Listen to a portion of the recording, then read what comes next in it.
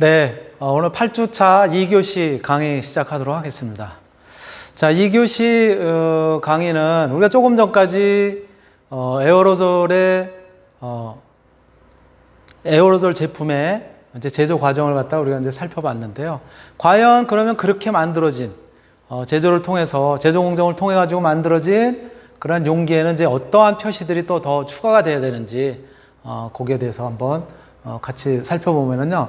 첫 번째 용기에다가 이제 표시하는 거, 즉 각인이라고 하는 것은 요거는 이제 아까 말씀드렸듯이 이게 고압 그 가스에 관련된 그런 법규이기 때문에 여러분들 왜 보면은 그 프로판가스라든가 부탄가스라든가 이런 그 고압이면서도 인화성이 큰 연료로 많이 쓰는 것들 있잖아요. 그런 거나 아니면 이제 위험물로 이제 분류가 되는 뭐 아르곤가스, 수소가스 뭐 이렇게 굉장히 큰 용기 같은 게 있잖아요. 그런 경우에는 테이프나 스티커로 붙여도 될 일이 아니에요. 거기다 아예 각인을 해야 돼요. 두드려서 패가지고 글자를 갖다가 이렇게 새겨놔야 돼요. 그래서 각인이라고 이제 표시를 하는 거고요. 그래서 용기에다가 표시하는 방법은 각인을 하거나 또는 스티커를 갖다가 이제 붙일 수가 있는데, 스티커 경우에는 우리 보통 생활용품으로 이제 많이 쓰게 되는, 그쵸? 스프레이형 뭐 화장품이라든가 이런 거, 그리고 뭐 살충제라든가 뭐 등등 이런 비교적 그 크기가 작은 이제 그런 경우는 스티커를 붙이고요. 그렇지 않은 경우에는 전부 색입니다. 예. 어떤 그 기구를 가지고 펀치를 해서 새기게 돼요, 날짜를. 예. 그래서 여기에는 용기에다가 이제 그 표시해야 되는 그런 내용들은 첫 번째가 용기 제조업자의 명칭이나 또 혹은 이제 상호, 예. 이런 것들을 갖다 반드시 새겨야 되고요. 두 번째, 충전하는 가스의 명칭, 또 표기가 되어야 됩니다. 그리고 세 번째는 안에 부피, 내부의 부피가 얼마인지 그 부위, 볼륨을 갖다 이제 표시를 해야 되는데, 단위는 몇 리터냐 이렇게 이제 표기를 해야 되고요. 충전량은 그램 또는 킬로그램으로 반드시 이렇게 네 가지 요소를 갖다 이제 거기다 표기를 해야 되고요. 그리고 합격 용기에 대해서도 마찬가지로 이제 표기를 해야 됩니다. 합격 용기에 대해서 이제 표기한 경우에 각인 표시를 갖다 이제 해야 되는데, 우리 스티커를 붙이거나 이럴 경우에 대부분 이제 검자 표시를 갖다가 인쇄로 하거나 아니면 스티커로 부착을 하게 되죠. 네, 근데 이제 이 규격도 정해져 있어요. 15mm, 15mm, 즉 1.5cm, 1.5cm 정도의 크기로 표현하도록 되어 있어요. 백색 바탕에 흑색 문자로 검 이렇게. 예. 명확히 식별할 수 있는 경우, 쉽게 이렇게 식별할 수 있는 그런 경우에는 색상을 갖다 딱히 까만색으로만 제한하지는 않습니다. 그래서 어떤 경우는 뭐 파란색이라든가 또는 초록색이라든가 이런 것들로 표현되기도 합니다. 그래서 용기에 대해서 이제 어떻게 표시하는지에 대해 말씀을 드리고요. 용기 검사는 크게 이제 세 가지 유형을 갖다 이제 검사를 하게 돼요. 첫 번째가 외관을 갖다 이제 검사를 하게 되는데요. 외관 검사를 할 때 그 용기가 굉장히 많은데 그걸 다 할 수가 없잖아요. 우리 예를 들어서 헤어스프레이라든가 이런 거 뭐 몇천 개, 몇만 개씩 만드는데 이거 다 할 수가 없잖아요. 그래서 외관 검사를 할 때는 제조한 용기의 수, 예, 용기의 수에 따라 가지고 한 조를 몇 개를 할 건지가 이제 정해지는데, 5만 개 이하일 경우에는 5천 개가 한 조예요. 그러니까 예를 들어 5만 개를 생산을 했다. 그러면 몇 조를 갖다가 이제 우리가 만들어야 되는 거예요. 5천 개가 한 조니까는 10조. 그죠? 5만 개가 넘을 경우에는 1만 개가 한 조예요. 그러니까 6만 개를 만들었다. 그러면 이제 6조. 이렇게 되는 거죠. 예. 그래서 기밀 시험할 때는 한 조에 딱 하나만 그냥 테스트를 하는 거예요. 예를 들어서 5만 개라고 해가지고 5천 개를 테스트하는 게 아니라 5천 개가 한 조니까 5만 개를 딱 만들었다 그러면은 5천 개가 한 조니까 10조가 될 거 아니에요. 그렇죠? 그러니까 10개를 각각 조에서 하나씩 10개를 갖다가 이제 테스트를 하게 되는 거죠. 기밀 시험은. 자, 고압, 가압 시험도 마찬가지예요. 그래서 한 조에 하나의 용기를 갖다가 대표적으로 테스트를 하게 됩니다. 예, 그럴 때 기준은 아까도 잠깐 나왔었던 그런 이제 기준이에요. 1.3메가파스칼. 1.3메가파스칼이니까 얼마예요? 13기압 정도 된다 그랬죠, 아까? 예, 10배 정도. 예. 1.3메가파스칼 이상이거나 또는 50도씨에서 용기 내의 가스 압력의 1.5배. 그럴 때도 변형이 없어야 되는 거죠. 그쵸? 그리고 요건 이제 변형의 얘기였었고, 그 다음에 15기압, 즉 1.5메가파스칼 이상이거나 또는 50도씨에서 용기 안의 가스 압력의 1.8배 조건에서도 파열이 되지 않는 그러한 조건을 반드시 갖추어야 돼요. 용기 자체가. 예, 그러한 부분을 우리가 이제 꼭 사전에 이제 검토를 해야 되는 거고요. 시험을 반드시 해야 되는 거고요. 그리고 이제 우리가 에어로졸 형태로 만든 화장품의 경우에는 실제로 사용상 어떤 주의를 해야 되냐. 물론 앞에서 말씀드렸던 것처럼 거기 주의사항으로 표기를 갖다가 이제 해야 되는 내용들이 있었는데 일반적으로 사용해야 되는 과정에서 사용하는 과정에서 주의해야 될 사항이 뭐냐면은 첫 번째 압력에 대한 주의. 그렇죠? 이게 압력 용기라고 그랬잖아요. 예, 해야 되는데요. 55도씨 이상에서의 사용 압력은 이제 55도씨니까 보통 온도보다 높을 거 아니에요. 그러니까 안에 용기 안에 있는 그 기체가 굉장히 압력이 높아질 거예요. 압력이 상승이 될 거예요. 그렇기 때문에 이제 위험할 수 있다는 거예요. 그렇지만은 저온에서 사용하게 되면 이제 압력이 높지는 않죠. 그렇죠? 그런데 온도가 낮은 경우 여러분들 경험이 있겠지만은 부탄가스 같은 경우 겨울에 막 이렇게 이제 그 버너를 갖다가 가스레인지를 갖다 키려고 그러면 잘 안 켜지잖아요. 그렇죠? 우리가 이제 등산이나 어디 야외에 나가서 그럴 때 막 흔들고 뭐 이제 따뜻하게 하고 그러잖아요. 이렇게 저온인 경우에는 안에 있는 또 압력이 떨어지기 때문에 분사 상태를 갖다가 만족하기가 어려운 그런 이제 단점도 있습니다. 그래서 압력에 대해서 우리가 주의를 할 필요성이 있다. 너무 온도가 높아서 내압이 높아지는 것도 주의를 해야 되지만 온도가 너무 낮아져 가지고 그래서 안에 압력이 충분하지 않아서 분출이 잘 안 되는 그런 경우도 있으니까 주의를 할 필요성이 있다라고 하는 부분이고요. 두 번째가 뭐냐면 인화성 가스야. 아까 뭐라고 말씀드렸었냐면은 액화가스라든가 또는 디메틸에테르라든가 이런 것들이 분사제로 이제 넣을 수가 있다고 했는데 이런 것들을 갖다가 결국은 인화성인 물질임에도 불구하고 다른 거에 섞거나 혹은 그 안에 있는 내용물을 갖다 토출할 때 뭐 어떤 이제 폼상, 거품상으로 나오거나 이럴 경우에는 물론 이제 그 검사를 갖다 따로 받지 않아도 되지만은 그럼에도 불구하고 가스가 가연성인 경우에는 원액도 가연성 물질을 사용을 하면은 이제 변질이 될 수도 있어요. 예. 또 그리고 반드시 가연성 물질은 화학기를 갖다 피해서 사용해야 되는 거죠. 그래서 주의사항에도 이제 거기 이제 표기를 하는 거죠. 이런저런 내용을 사용 후에 용기를 갖다가 불 속에 던지면 이게 팽창하면서 폭발하면서 그 안에 가연성 가스가 남아있을 경우에는, 그쵸? 또 화재 위험이 있죠. 그래서 폭발의 위험성이라든가 화재의 위험성, 이런 것들을 고려를 해서 불 속에는 절대로 넣지 않도록. 혹시라도 불 속에 불가피하게 넣게 되는 경우는 어떻게 해야 되죠? 용기를 갖다가, 파손시켜서, 그래서 안에 있는 가연성 가스를 갖다가 빼고 난 다음에, 그런 다음에 이제 할 수 있도록 그렇게 되고요. 세 번째, 폐기 시에 이제 주의사항은 뭐냐면, 가스를 완전히 빼서 버려야 된다는 거죠. 그쵸? 그래서 용기를 갖다가 구멍을 뚫는다라든가 해서 완전히 빼서 버리고요. 그 다음에 이제, 세워서 이제 용기를 갖다 이제 보통 버리고요. 또 세워서 사용하거나, 거꾸로 사용하거나, 또 세우거나 거꾸로 사용하는 제품이 이제, 시장에 여러 가지 유형으로 이제 섞여 있잖아요. 그런 부분들이 있기 때문에 주의할 필요가 있다. 이 얘기는 무슨 얘기냐면요. 여러분들, 보세요. 우리 크림류 같은 경우 옛날에는 뚜껑이 작아가지고 그냥 이렇게 옆에다가 뉘어놨단 말이에요. 근데 요즘은 어떻게 돼 있어요? 뚜껑이 크잖아요. 그걸 거꾸로 세워놓잖아요. 그렇죠? 그렇게 해서 사용하잖아요.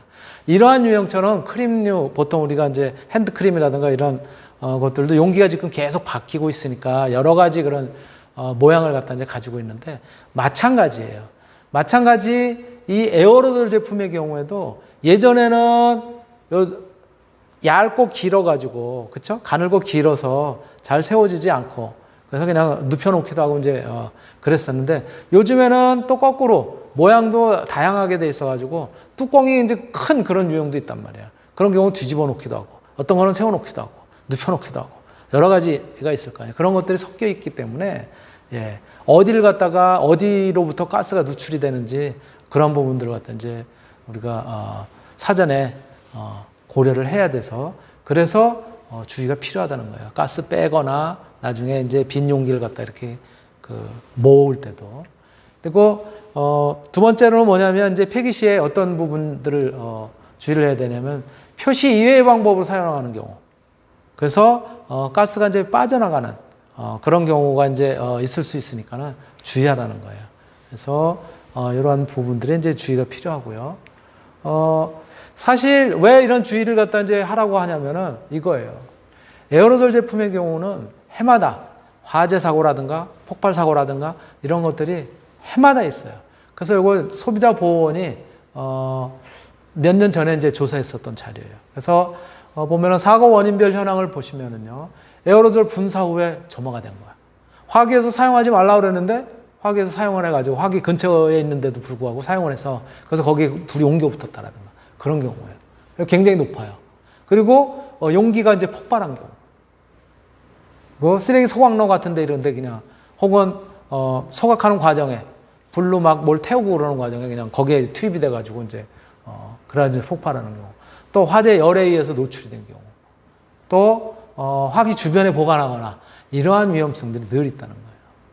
그리고 이제 분사 후에 인접기기에 스파크가 발생했다라든가 기타 그리고 여러 가지 이런 것들이 굉장히 다양한 사고로 이어지고 있다는 거예요. 그래서 그런 부분에 주의가 반드시 필요하다라고 하는 얘기고요. 그래서 여기도 보시면은 첫 번째 석유난로 인근 제품 설치해서는 곤란하다. 예, 거기에다 두거나 또는 거기서 사용하거나 곤란하다라는 거예요. 두 번째 화재 및 폭발 이런 것들이 있을 수 있으니까 반드시 주의를 해야 된다. 세 번째 이제 빈 용기지만 빈 용기 안에 이제 분사제가 아직 남아 있을 수 있으니까 그런 걸 반드시 제거를 해야 될 필요성이 있다. 네 번째 변형된 그런 것으로 인해서 안에 있는 기체가 밖으로 빠져나오거나 또 그걸로 인해서 어떤 파열이 되거나 파손이 되거나 이럴 우려가 있으니까 반드시 주의해야 되는 이제 그러한 요인들이 있다라고 하는 점들 이제 여러분들이 염두에 두셨으면 좋을 것 같고요. 그리고 실제로 에어로졸 제품의 사고 사례를 갖다 이제 보면은요. 실제 이제 쓰는 것들 중에 가장 많이 이제 사고가 일어나는 거는 역시 가정용 살충제, 모기약이나 바퀴벌레나 이런 것들 잡는 살충제들 있죠. 그런 것들에 의한 사고 사례가 제일 많대요. 그리고 이제 두 번째가 우리가 이제 페인트 아시죠? 그래서 라카 페인트라고 하는 흔들어서 막 이제 이렇게 하고 그러는 그런 이제 페인트의 경우에도 안에 인화성 물질들이 이제 들어가 있는 경우가 많거든요. 바로 그런 것들에 의해서 일어나는 사고가 이제 그 다음이에요. 그리고 실질적으로 사실은 이제 이게 우리가 화장품 같은 경우 이렇게 어떤 위험하게 사용하고 그러지 않고 비교적 안전한 장소에서 사용하기 때문에 이제 그럴 이유도 없죠. 또 우리가 인체에 사용하는 거니까는 굉장히 주의해서 사용하기 때문에 그 사례가 굉장히 적습니다. 그래서 보시면은 쉐이빙 폼이나 제모제, 헤어스프레이, 탈취제, 방향제 이런 경우는 굉장히 다른 거에 비해서 적잖아요. 그렇죠? 살충제나 라카 스프레이, 또 청소용 스프레이 이런 거에 비해서 이제 훨씬 적긴 해요. 그럼에도 불구하고 쉐이빙 폼 같은 경우는 그렇죠? 면도용 폼으로 되어 있는 이런 경우에는 이게 폼이니까는 별로 위험하지 않을 듯이 그렇게 이제 생각할 수도 있는 거예요. 그래서 이런 것들이 이제 사고로 이어지는 그런 경우가 이제 그런 사례들이 좀 있다고 하고요. 또 이제 화장품으로는 그 이외에는 이제 별게 없죠. 나머지는 이제 화장품이 아니니까. 파스, 김서림 방지제, 뭐 스노우 체인, 또 뭐 여러 가지 이제 유형의 이런 것들은 굉장히 이제 사용 빈도도 적기 때문에 그런 위험성도 굉장히 적다라고 말씀을 드릴 수가 있습니다. 이런 이제 사고 사례를 갖다 이제 볼 수가 있고요. 또 제가 앞에서 이제 뒷부분에 이런 이제 캔의 어떤 구조라든가 이런 것들은 뒷부분에 제가 이렇게 소개하겠다고 말씀을 드렸었는데, 내부 구조, 그 다음에 다각분사의 원리, 이런 것들은 이제 보시면, 그림 보시면 이제 쉽게 아실 수 있으니까. 저기 왼쪽에 있는 게 보통 이제 일반 우리, 에어로졸 캔인 거죠. 뚜껑을 누르면은 저기 화살 표시로 되어 있는 것이 분사제에 의한 압력이죠. 분사제가 안쪽에서 압력을 밑으로 이제 작용을 시키니까 액체가 빠져나가게 되는 거죠. 그쵸? 분사액이 빠져나가면서 이 분사제는 밑으로만 압력을 작용시키는 것이 아니라 위쪽으로 작용을 시키잖아요. 빠져나갈 때는 저 위쪽에 밸브를 갖다 누르는 틈이 이제 저쪽으로 생기면서 기체가 글로도 같이 빠져나가면서 안쪽에 관을 통해서는 액체, 그리고 밖에 틈을 통해서는 기체가 같이 동시에 나가면서 이렇게 뿜어내게 되는 거죠. 그리고 그래서 이제 이게 안에 내부 구조인 거고요. 밸브의 구조인 거고, 그리고 실질적으로 저렇게 이제 액체가 빠져나가는 관의 경우에는 사실은 거꾸로 들고서 하게 되면은 입구 쪽으로 몰릴 거 아니에요. 그쵸? 액이. 그래서 안 나올 거 아니에요. 근데 요즘은 그렇지 않다는 거죠. 요렇게, 안에 있는 요 관들이, 예, 그 위치에 따라서 이렇게 휘어져 가지고, 그래가지고 뒤집어도 요렇게, 밑으로 내려온 액을 갖다가 그대로 빨아서 이제 갈 수 있도록 그렇게 돼 있다는 거죠. 그래서 여러 가지 그런 이제 구조로 내부가 되어 있다는 얘기고요. 요거는 뭐 이제 조금 더 확대해서 그래서 이제 표현을 한 거니까, 예, 구조를 이러한 구조를 갖다 가지고 있다. 그래서 예, 안쪽에 분사제, 그다음에 내용물, 그리고 이제 노즐 밸브를 통해서, 예, 눌렀을 때 분사된다라고 하는 이제 그런 모식도를 갖다가 다시 한번 여러분들이 이해하기 쉽게 그렇게 이제 그려놓은 거니까 보시면 될 것 같고요. 예, 요것도 똑같은 내용이죠. 예, 그래서 요 노즐하고 밸브가 어떤 식으로 지금 이제 되어 있는지, 그래서 열려 있을 때는 저렇게 저쪽에 보시면 노즐의 끝쪽이 저렇게 안쪽으로 들어가서 닫혀 있잖아요, 그렇죠? 근데 저걸 누름과 동시에 밑으로 내려오니까 열려 있는 거죠. 그래서 안쪽에 이렇게 노즐을 통해서, 그래서 분사액과 그리고 분사제가, 예, 바깥쪽으로부터 같이 이렇게 빠져나가면서 동시에 저렇게 스프레이 형태로 분사가 된다는 그런 것들을 모식도로 이제 그려놓은 거고요. 요거는 뭐냐면 아까 앞에서 우리가 이제 그 분사제, 즉 기체를 갖다가 이제 주입하는 그런 방법을 이제 몇 가지 이야기를 했었잖아요. 그렇죠? 예, 그래서 이제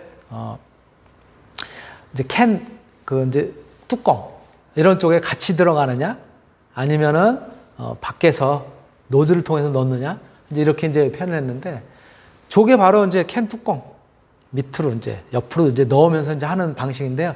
이 경우는 대부분 어떤 걸로 되어 있냐면요, 안에가 파우치 형태로 되어 있어요. 뭐 반드시 그런 건 아닌데 파우치에 내용물이 들어가 있고요. 그러니까 이중 구조인 거예요. 내용물하고 분사액이 같이 섞이는 것이 아니라, 분사제가 섞이는 것이 아니라 안에는 파우치 형태로 되어 있고, 그래서 그 안에다가 내용물이 들어가 있고요. 밖에는 분사제가 들어가 있는. 파우치라는 게 뭔지 알죠? 비닐봉지처럼 되어 있는, 우리가 뭐 음료수 같은 경우 이렇게 이제 마실 때, 포도즙이라든가 이런 거 마실 때 되어 있는 그런 유형의 것들이 저렇게 밸브하고 연결이 되어 있다는 거예요. 그래서 맨 처음에 충전 전에는 밸브하고 연결이 됐어가지고 이렇게 홀쭉한 상태예요. 근데 충전을 갖다 뿍 하면은 가운데가 이렇게 빵빵해졌잖아요. 그렇죠? 여러분들이 이제 약간 까만 식으로 돼 있어가지고 그림을 조금 이제 이해하기가 어려운데, 빵빵해지게 저렇게 분사액을 갖다가, 예, 내용물을 갖다 저 안에다 넣게 됩니다. 그리고, 예, 이제 완제품은 이제 이렇게 겉모양은 이제 이렇게 돼 있는데요. 바로 요 바깥쪽에 요쪽이 분사제가 이제 들어가는 거예요. 그러면은 얘네들이 저 밸브를 통해서 나갈 때 분사제는 그 틈을 통해 가지고 누르면 틈이 생기면 그 틈을 통해서 같이 나가고, 안에 있는 액은 이렇게 빠져나가겠죠. 이 밖에는 분사제의 압력에 의해서 얘네들이 이렇게 눌리겠죠. 그죠? 그렇게 동시에 이제 빠져나가도록 그렇게 되어 있습니다. 여기. 그래서 여기 보시면은 조금 더 요거 이제 모식도로 그린 건데요. 밸브와 봉지, 즉 파우치가 같이 이제 저렇게 이제 붙어 있는 유형인데요. 그래서 저 캔 안에다 넣는 거예요. 그 다음에 이제 크림핑이라고 하는 것이 이제 캔의 뚜껑을 갖다 이제 닫는 건데, 캔에 그 물리는 데를 갖다 이렇게 꽉 조여주는 건데, 꽉 조여주기 전에 아까 뭐라 그랬어요? 그때 이제, 그 밸브 틈 사이를 통해가지고 이제 액이 들어간다고 그랬었죠. 그쵸? 예. 그런 유형이고요. 요거 같은 경우는 이제 그냥 캐핑만 하고, 그리고 한 상태에서 그 다음에 여기는 지금 또, 밸브를 통해서 지금 이제 넣네요. 그쵸? 밸브를 통해서 그 바로 안에 있는 파우치에다 이제 넣는 유형이고. 그렇게 하고 마지막에, 이제 캐핑을 하는. 예. 액추에이터라고 하는 것은 이제 노즐이죠, 노즐. 예. 노즐을 갖다 이제 씌워서 캡을 갖다 이제 마감을 하는 이제 그런 유형으로 이제 되어 있다는 거죠. 요거를 이제 조금 더, 구체적으로 하면 저 파우치 두 가지 유형이 있는데 파우치 충전 타입이냐 아니면 압력 충전 타입이냐.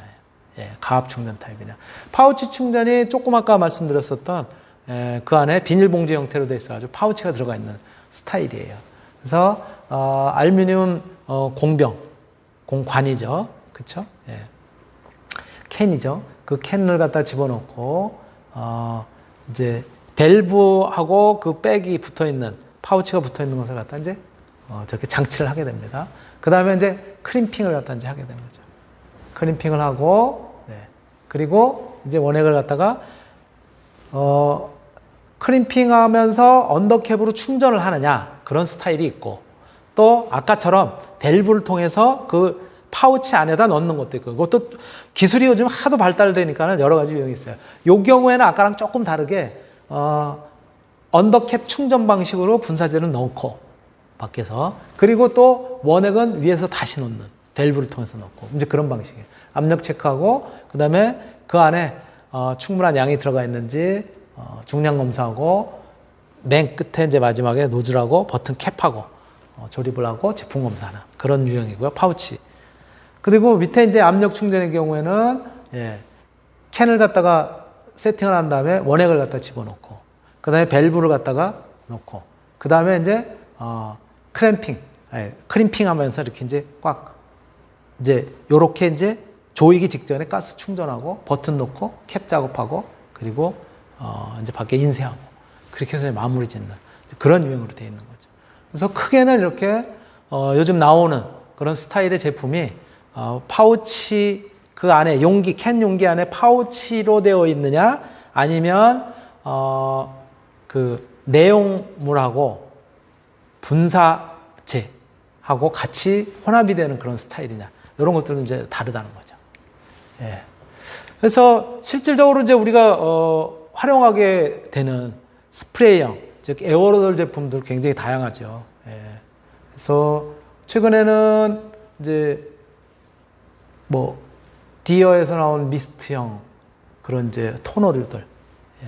스킨이에요. 스킨 미스트인데, 스킨 미스트도 우리 보통은 이제 요즘은 이제 펌프형을 쓰잖아요. 고압 용기를 안 쓰고. 근데 요거 같은 경우는 펌프를 통한 스프레이가 아니라 얘네들은 아예 분사제가 들어가 있는 그런 에어로졸 제품인 거예요. 그래서 에어로졸 제품인 경우에는 조금 더 요 미스트라고 그럴까? 안에 있는 그런 내용물들이 훨씬 아주 미세한 스타일로 이제 분사가 되죠. 그렇죠? 예.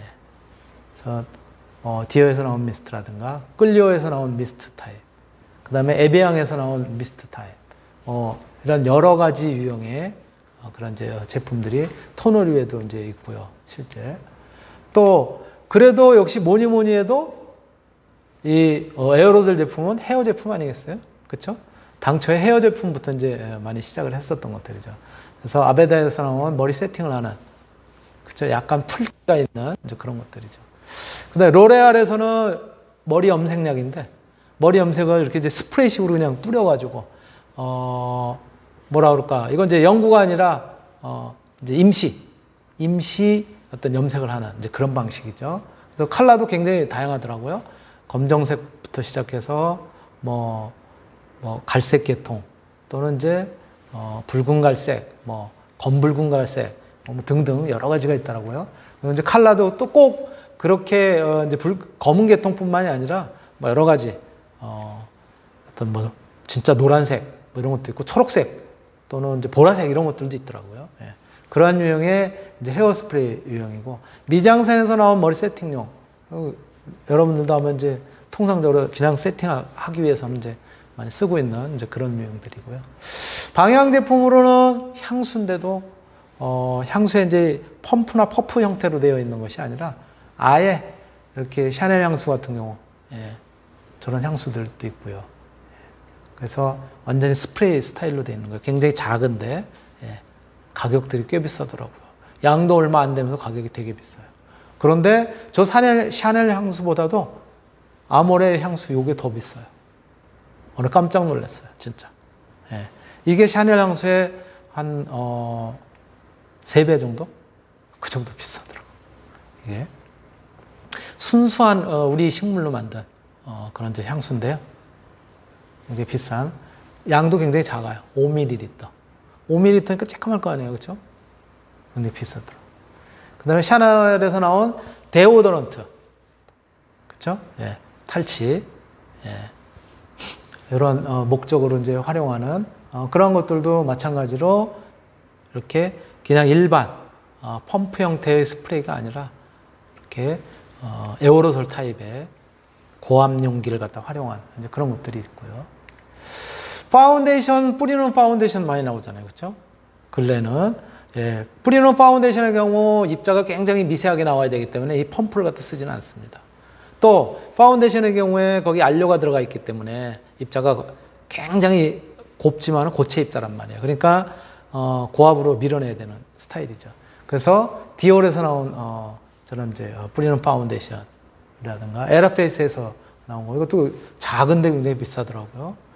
그리고 셀레뷰 이런 데서 나오는 뿌리는 파운데이션요. 이런 것들이 바로 에어로솔 용기 안에 들어가 있는 이제 그런 스타일인 것이죠. 그리고 최근에는 이제 선 제품들도 이렇게 스프레이류로 많이 나오죠, 그렇죠? 그래서 저쪽에 있는 게 이니스프리에서 나온 거, 뭐 식물나라에서 나온 거, AHC에서 나온 거 이런 것들. 근데 이런 이제 선 제품 같은 경우는 어떤 이제 화학적 자외선 흡수를 갖다가 통해서 그래서 이제 이렇게 그 자외선 차단을 갖다가 이제 하는 그런 유형인 것이죠. 근데 사실 엄밀하게 말씀을 드리면 이런 선 제품보다는 역시 물리적 차단을 한 그래서 약간은 흰빛이 나는 그런 그 자외선 차단제가 조금 더 차단 효과는 좋다라고 보시면 될 거예요.